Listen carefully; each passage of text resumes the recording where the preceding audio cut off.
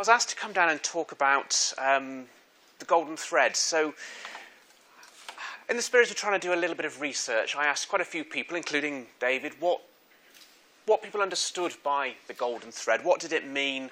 And I got to the stage where I'd asked about 10 people and got about 20 different answers. And I think one thing did come through, which is that there is no simple, succinct, clear definition of what you mean by the golden thread. So rather than risking rambling on about different bits of it that may mean nothing to you, what we decided to do is concentrate on the legal side. Now, we've heard much this morning about the importance of various industry regulation, about testing, quality of product, all that sort of thing. And all of those have one thing in common, which is responsibility. Now, obviously, you hope in the supply chain that things are never going to go wrong, but it's always vital to consider who is responsible if they do. Because if nobody knows who is responsible in that worst-case scenario, there's only going to be one winner at the end of the day, and that's going to be the lawyers who are going to get richer and richer when they try and argue the point. So what I'm going to try and do is spend half an hour or so, the next few minutes, discussing liability, discussing responsibility in the supply chain, and how best organisations can minimise that risk and try and protect themselves. Now, I appreciate it's not necessarily this simple, but here's a hypothetical scenario that I'm going to use to try and highlight some of the issues that arise. What we've got at the bottom of the chain, the customer, whether that's a major contractor, an architect, whoever you wish, they place their order with you, the Federation member. They place the order, the specification of what they want the timber product to do. You've obviously got the product, but it needs to be treated, so it gets outsourced to the treatment company, who then treat it, return it to you, and then you supply it on to the customer. Like I say, I appreciate it's not always that simple, but it's a reasonably simple scenario that lets us talk through and highlight some of the legal scenarios.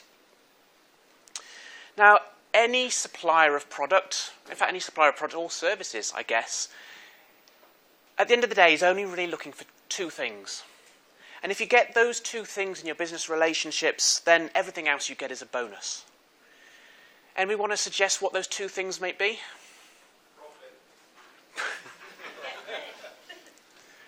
Profit, money, and the other one, it's that simple. As a supplier of goods, as a supplier of services, you want to get paid. That's why you're in business. Now, I can't necessarily help you with that first one. That's another workshop entirely, maybe one for the future. But this one, I am here to try and help on the second one. So you've supplied the product, you've supplied the service, and obviously what you want is it not to go wrong. And if it does go wrong, not to be responsible, or at least financially responsible, to erode the profit that you've made. Now, where is the risk? Where does your liability arise? Well, let's start primarily here, because these are the two organisations you've effectively got your contracts with. Now, your potential liability to the customer is obvious. So again, whether that's a big contractor, whether that's the architect, things go wrong, you've supplied them with the timber, they have a claim against you, potentially. And we'll have a look at that in a bit more detail in a moment. Potential liability to the treatment company, well, less risky, I would say, less likely, because actually, from your point of view, where does the risk arise? Well, it's more likely they're going to cause a loss to you by not treating the timber appropriately. So the risk of you causing a loss to the treatment company, probably quite low. There are, though, quite obviously two major risks that are missing from that page. So who's not on there that you're going to suffer, you may well incur a liability to? Two obvious ones. Sorry? The end user, the members of the public. You, me, everybody out there that uses or lives in the property where the timber products have been incorporated is obviously one. The second one being? The enforcing authority. Exactly. The enforcement authority, the regulator, call them whatever you like. There aren't many industries, there aren't many regulated industries where the regulator doesn't have power to take action on its own back. Why are they not here? Well, the simple answer is because you don't have contracts with them. Now, we're going to cover the members of the public and regulatory authorities a bit later on as to where liability can arise. But for the moment, we're going to concentrate particularly on the contractual side.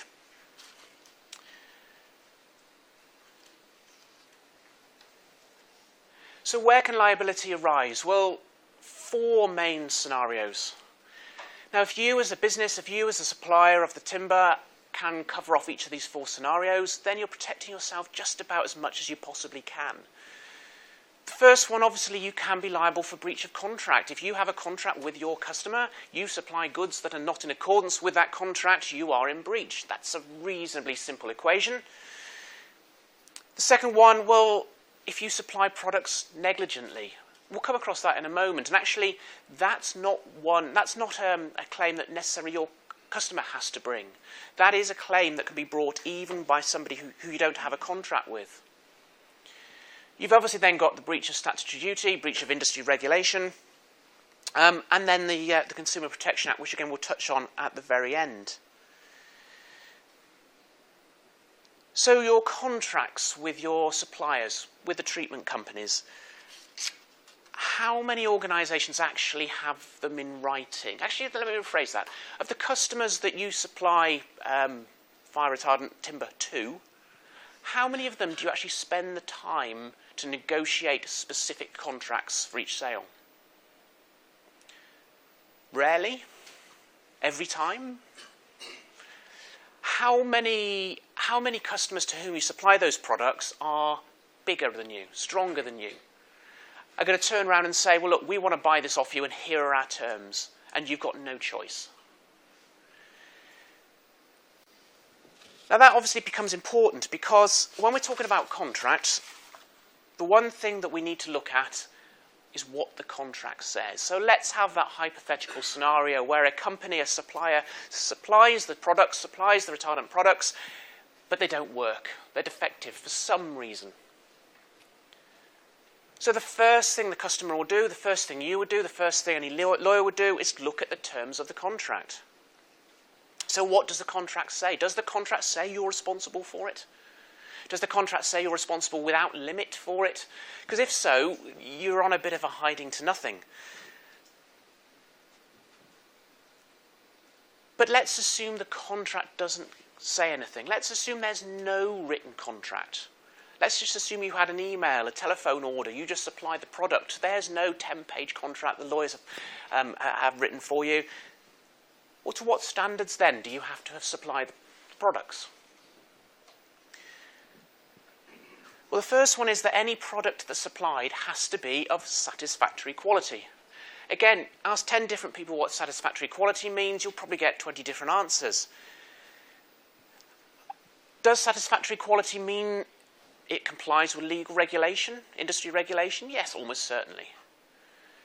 You know, if a fire door, a fire safety door, doesn't do the job it's supposed to do, is it of satisfactory quality? Almost certainly not. So with hindsight, you can probably look at products and say, yeah, some of them are satisfactory quality, some might not be, but there's always going to be that grey area in the middle.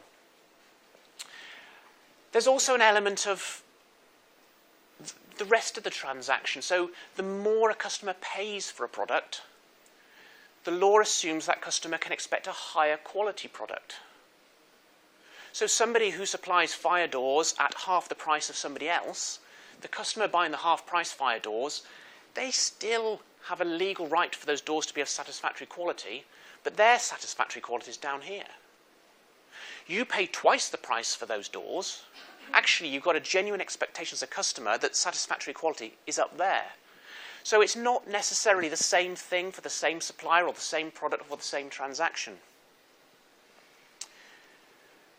So the customer also then has an expectation that the products will be fit for purpose.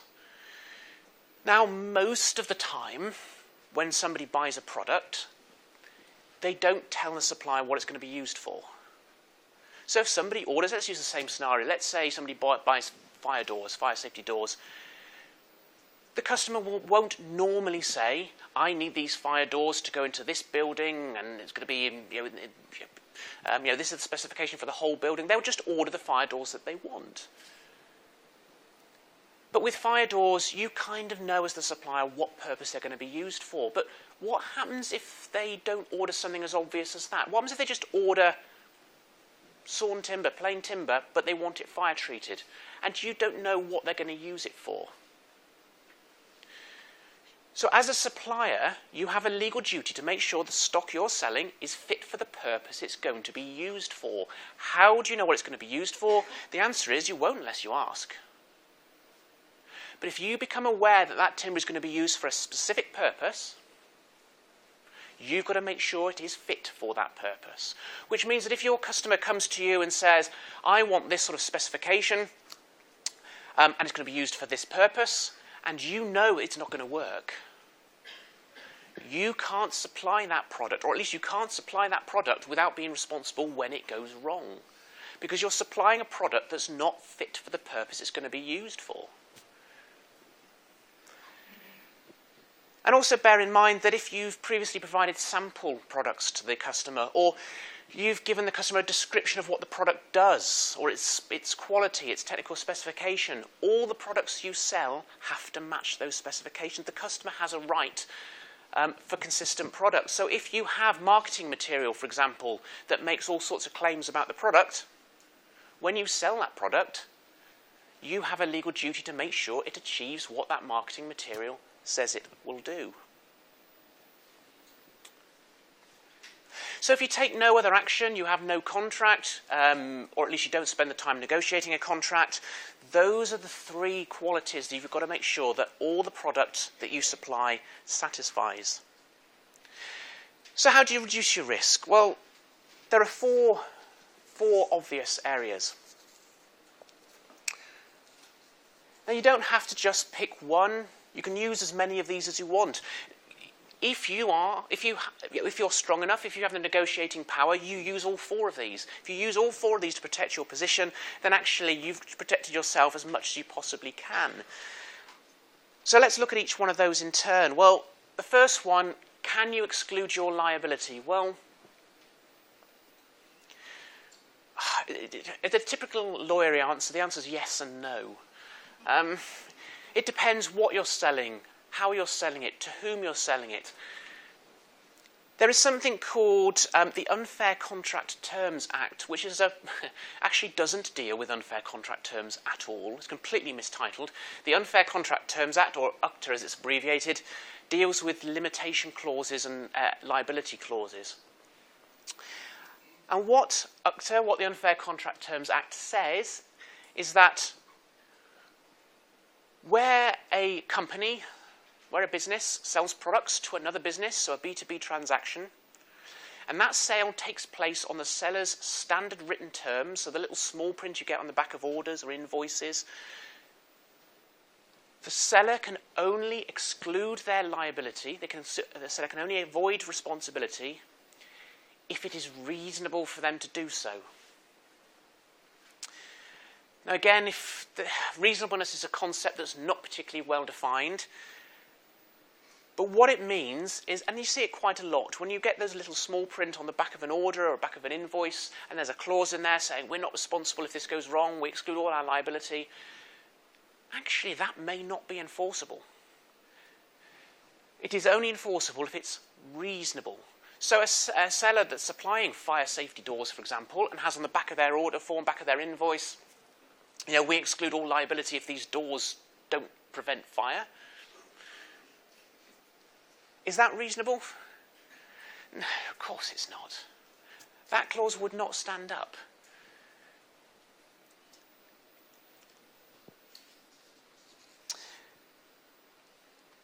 What it does mean, though, is if the Unfair Contract Terms Act doesn't apply, i.e. you're not contracting on the basis of small print, you have a openly negotiated contract, you can agree pretty much whatever you want. Now, what a supplier can't do is exclude their liability for certain things. So fraud, so if a supplier is fraudulent, they can't exclude their liability. If a supplier is negligent and injures or kills somebody, they can't exclude their liability. For those types of losses, the supplier has to accept full responsibility. No two ways about it, nothing you can do about it. But otherwise, what can you negotiate with your customers? Well, if it's an openly negotiated contract, then anything's up for grabs.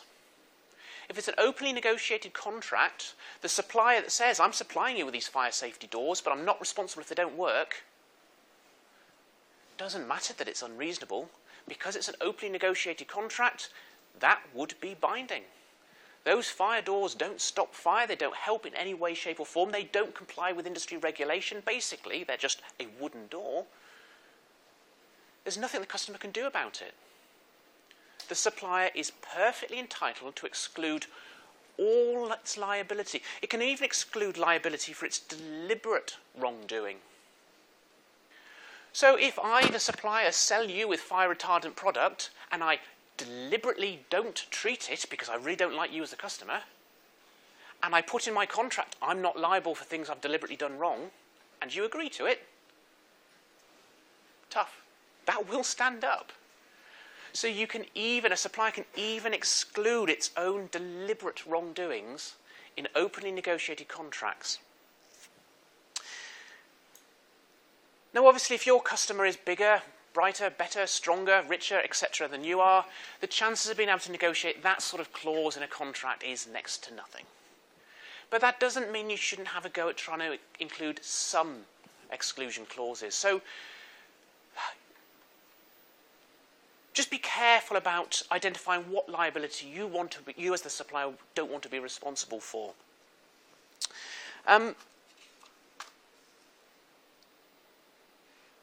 You then have limitation clauses, which are slightly different. So exclusion clauses, we the supplier are not liable if ...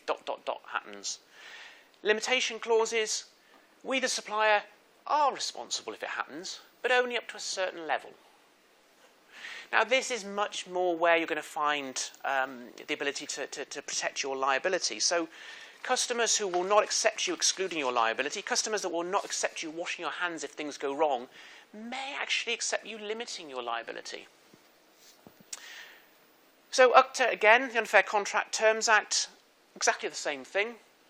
So if you put a clause in your contract saying, you're going to pay us 200 grand for these products, if we supply them to you and they don't work, we will accept liability up to the price of the 200 grand you've paid us. That's a limitation clause. That's you saying we accept liability, but only up to a certain level. The Unfair Contract Terms Act, again, says if you're dealing on written standard terms, back of an invoice terms, back of an order form terms, that limitation will only be enforceable if it's reasonable. If you're dealing in an openly negotiated contract, forget that. Reasonableness doesn't matter. Openly negotiated contract is whatever you and they agree. Now, interestingly, you do see many organisations say, when we supply you with a product for 200 grand, our liability is limited to the price of the product. It's not an uncommon clause. The problem is, in most scenarios, that isn't considered to be reasonable. So if in your supplier contracts you try to limit your liability to the price of the products you're selling, you might want to take another look. What the courts are saying is that actually that's too low. Basically what you're doing is saying we can supply you with a product, if it's defective we'll give you a refund. Where's the compensatory element of that? Where's the, we're really sorry, here's your refund and here's the sorry part? So the courts are saying actually not the price of the goods, ratchet it up a little bit, 150% of the price of the goods. You'd probably get away with that. Twice the price of the goods, that's probably fine. But just bear in mind that any limitation must be reasonable. Quick show of hands, how many people here have come across in contracts references to consequential loss, indirect loss, special loss, all that sort of stuff? Yeah, quite a few. How many of those who put their hands up would be confident in explaining what that meant? Nowhere near as many. Not in front of Fair point.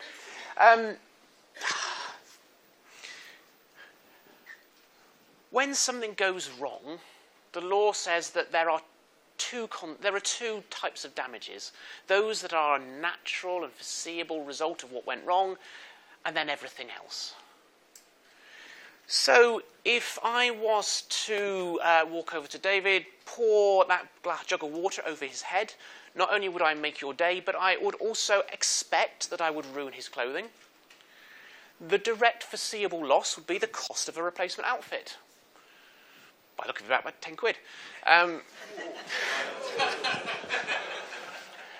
Sorry, no jokes. Apart from David's behalf, yeah. The unforeseen costs may be significantly more. So I don't know that David wasn't going to give a keynote speech at Parliament tonight. And because he's not got the clothing, he can no longer go there, and therefore there is a knock-on cost. I can't foresee that. But if there was, that's consequential loss. That's indirect loss. That's loss that follows what I'd done. But actually, I couldn't have foreseen that happening. So what you're saying when you say we're not responsible for consequential loss or indirect loss, what you're saying is we accept liability for the things we can foresee happening. What we're not going to do is accept liability for things that might happen, but we can't foresee them. So again, potentially quite important. In terms of financial limits, well, we've had a brief conversation about that, but where do you want to pitch your liability? And actually, what we're seeing more and more are trade-offs between selling prices and liability clauses. So let's use that same scenario. I supply you with 200 grand's worth of stock, whatever it may be. My liability, if things go wrong, 250,000. That's the most I'm willing to accept in terms of liability. But the customer turns around and says, yeah, but I might be buying £200,000 worth of fire doors for you. But when I put them in my tower block and they don't work, I'm going to incur more than £250,000 worth of loss. And therefore, I'm going to look to pass that up to you. And I want you to take more than £250,000 worth of it.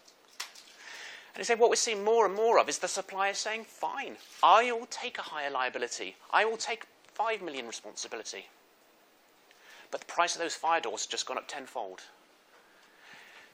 And it's a bit of a trade-off. It is not unreasonable, it's not uncommon for the price of product to increase in return for the supplier accepting increased liability. Again, ultimately it comes down to what can you negotiate with the customer. So when it comes to avoiding liability to the customer, that's the best line of defence. Writing such clauses, writing the exclusion, the limitation clauses in such a way that they protect you, they protect the supplier from liability. So somebody is responsible. But if you've got exclusion clauses, it's the customer who has to accept responsibility. Even if it's your product, even if it's your wrongdoing, even if it's the treatment company's wrongdoing, it's still the customer accepting responsibility. If you've got limitation clauses in your contract, well, what you're doing is sharing the responsibility with the customer. You're saying, look, we'll accept liability up to this level. Beyond that, customer, you're on your own.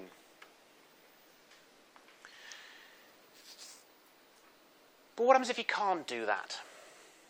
What happens if your customer is too big, it's too strong, its pockets are too deep, you can't negotiate any liability clauses?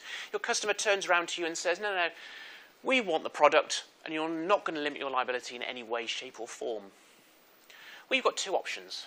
You either walk away from the sale or you accept it. Black and white. Let's assume you accept it. Well, then what do you do?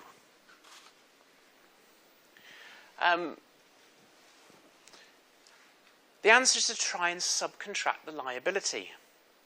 Now, whatever your liability is to the customer, pass it on to the treatment company. Mirror it. Back to back the liability. So you have a scenario where the customer sues you for X. You have to accept responsibility because your contract with them says you're responsible. But then you've got the back-to-back contract with the treatment company, and you say, we've been sued by X because you didn't treat the timber properly. Therefore, we want you to pay us X and reimburse us. If you're really canny, rather than being sued and then suing them, which means you have to find the money in the first place to pay the customer, then try and get reimbursement, what you can do is when the customer sues you, you can apply to court and say, look, this isn't our fault, this was the treatment company's fault. Let's join them into the proceedings, let's have one big fight, And if the treatment company's liable, just let them pay the customer directly and we'll stand out of it. Nice, helpful way of doing it. Obviously, where that fails completely is when the treatment company hasn't got any cash or goes under or disappears because you're left holding the baby. You've got a piece of paper that says the treatment company has to reimburse you, but you're not going to get your money back. There's always a downside for everything. So what you'll try and find in that contract, in the subcontract, in the treatment, your contract with the treatment company, back-to-back exclusions, limitations, mirror the liability that you've got to your customer with the treatment company. Include what are called indemnity clauses. Again, I suspect many of you have come across those in a contract. There's nothing that's guaranteed to bring lawyers out in a rash more than seeing a clause that starts with you will indemnify. Actually, they're not always a bad thing. All indemnification clauses mean is that one party will reimburse the loss it caused the other party. That's not necessarily an unreasonable thing. So when we're talking about indemnity clauses, remove the word indemnity, just put reimbursement in there. You will reimburse us. Then all of a sudden it's not quite so scary. But if you can get the treatment company to reimburse you the losses that you incur because they've done something wrong, that's great. What about the insurance element? So whose responsibility is it to insure when things go wrong? When you do subcontract work out, whether that's for FR treatment or any subcontracting of any element of the job, do you check what insurance the subcontractor has? Would you actually, in that scenario, ask the treatment company, what insurance do you have if things go wrong? Because if you do, great. If you don't, why not? Because if you're going to be sued potentially because they don't treat the timber properly and you want to pass that liability down the line, do you not want to know that they're backed by insurance? Because if they're not backed by insurance, good luck trying to get the cash out of them. So a bit of due diligence there in terms of checking the treatment companies and any outsourced providers' insurance before you use them. And then again, it comes down to what you can negotiate with the treatment company. Obviously, if the treatment company turn around and say, well, we're bigger than you, we've got deeper pockets than you, we're not going to give you any of this. Well, you've got that dilemma then. Do you sign up the contract with the customer or do you not? But if you do sign up the contract with the customer, at least you know you're going to be left holding the baby if things go wrong and can't pass it onwards. So if you can pass on the liability, try and take the opportunity to do that.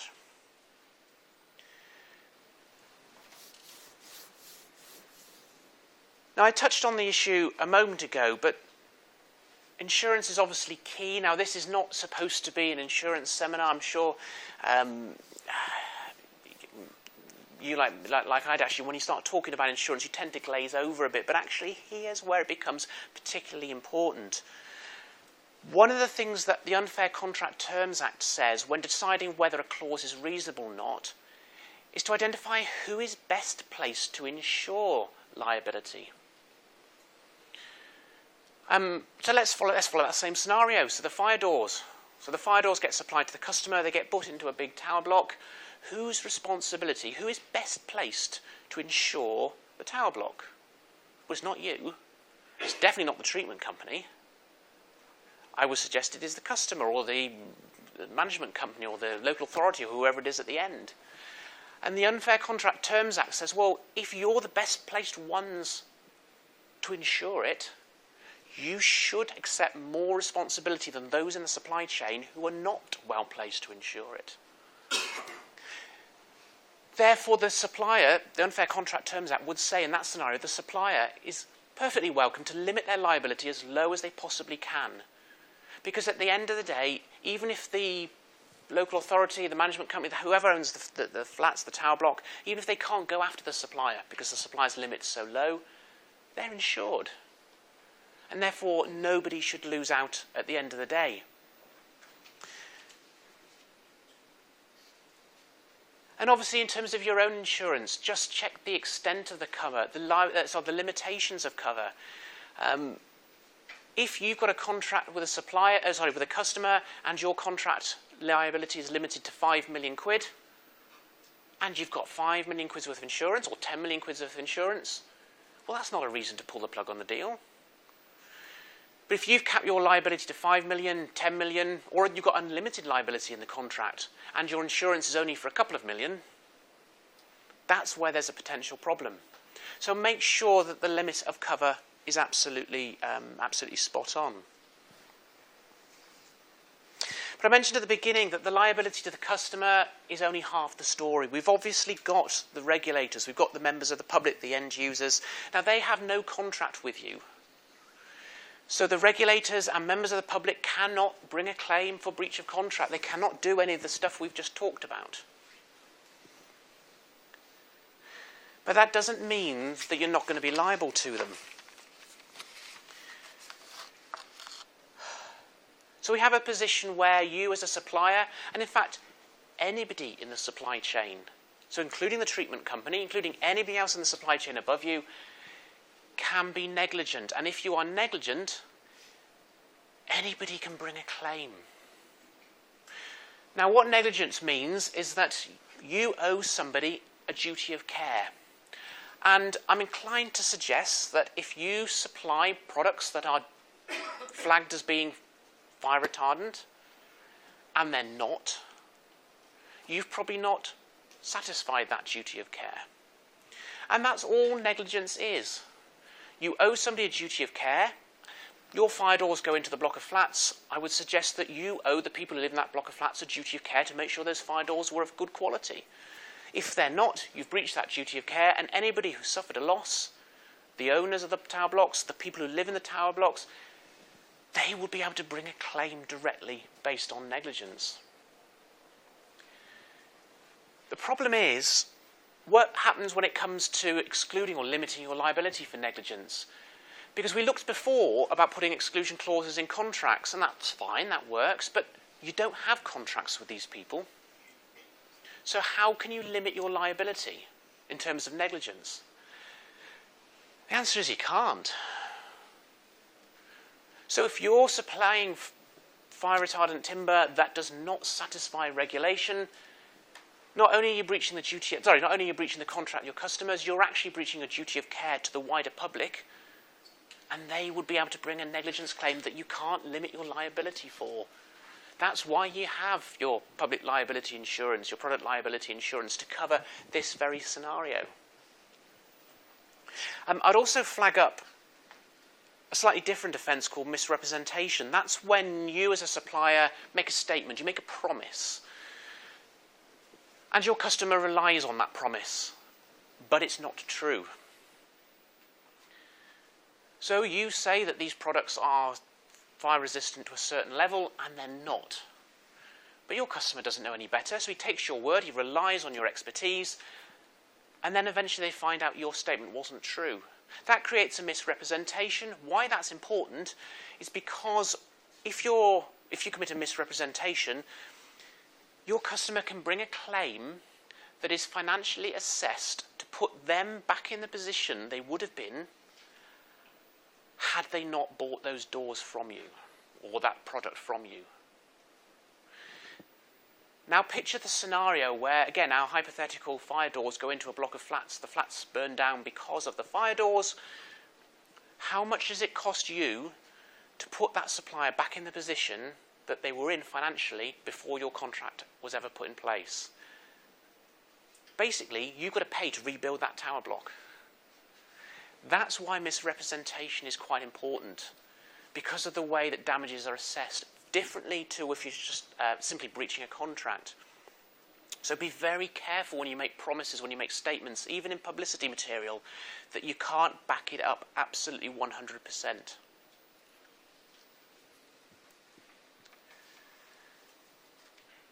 We've then got the one that the regulators are going to use. So they would rely on what's called breach of statutory duty. Now, obviously the law requires certain regulatory standards, and failure to satisfy those allows the regulator to bring a claim. So fire safety regs, construction product regs, there's a whole host of them. And we haven't got time to go through today all the different industry regulations. That'll be a day's workshop on its own. And obviously the first challenge is to identify all the regulations that you are subject to. But again, breach the law, breach the industry regulations, the responsible authority, the responsible regulator is able to bring a claim. Now, many of the claims are not just civil claims. By civil claims, I mean being sued for money. Many of the offences attract criminal liability as well. And by criminal liability, I mean fines on the company, I mean fines on directors of the company, personal liability, and God forbid, actually prison sentences as well in the worst case scenario.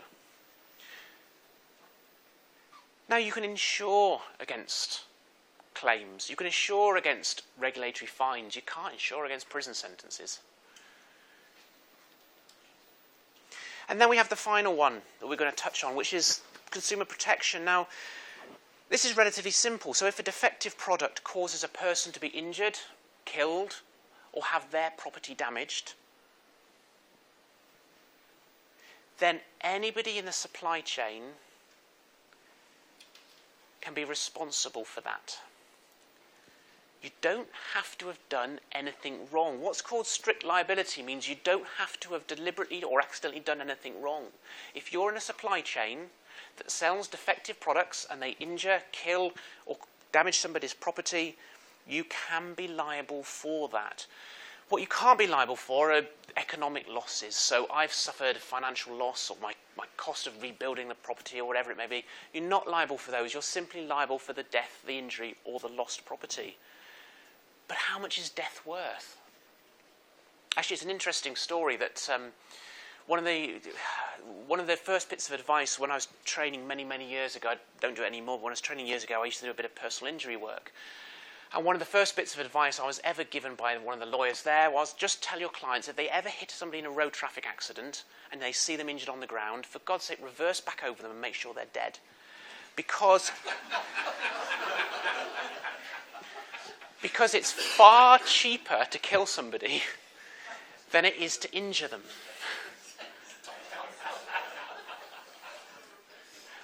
I know that sounds a bit harsh, even for a lawyer, but actually it raises an interesting question, which is how do you value death? How do you value injury? It is a complicated thing to do, but again, just bear in mind, you supply the defective fire doors, you supply the defective products, the property burns down as a result, people are killed, people are injured. Actually, they can bring claims as well. And again, in exactly the same way, for the Consumer Protection Act, for consumer protection, consumer liability, you can't limit your liability, you can't exclude liability. You are liable for what you're liable for. What you can do is subcontract that liability back to your suppliers, to the treatment companies. You can subcontract the liability out, but you can't extinguish it altogether.